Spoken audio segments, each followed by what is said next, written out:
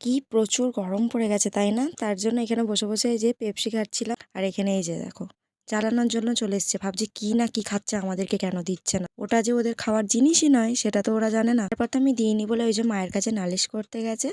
জানো তো অনেক দিন ধরে এই বনুটা আমাকে বলছিল যে দিদি আসো না মেহেন্দি করব তোমার হাতে। ও মেহেন্দি শিখছে তো তার জন্য কবে থেকে সে আমাকে বলছে, আমি তো টাইমই পাচ্ছি না আসার জন্য।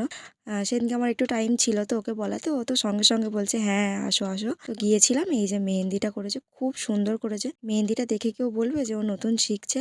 বেশিক্ষণ রাখতে পারিনি কারণ আমার ডিউটি যাওয়ার ছিল বিকেলে। ওই 1 ঘন্টা মতো রেখেছিলাম প্রায়। তার মধ্যেই দেখো কত সুন্দর কালারটা এসেছে। ও আমাকে বলেছে দিদি আরো রাখো, থাকতে থাকতে কালারটা আরো আসবে। আর পরের দিনকে দেখছি ও মা কালারটা আরো ভালো এসেছে। হাতের ওপর দিকটা একটু ফাঁকা লাগছিল বলে ওর থেকেই একটা মেহেন্দির কোণ এনে যে আমি নিজে নিজেই ঘরেতে করছিলাম।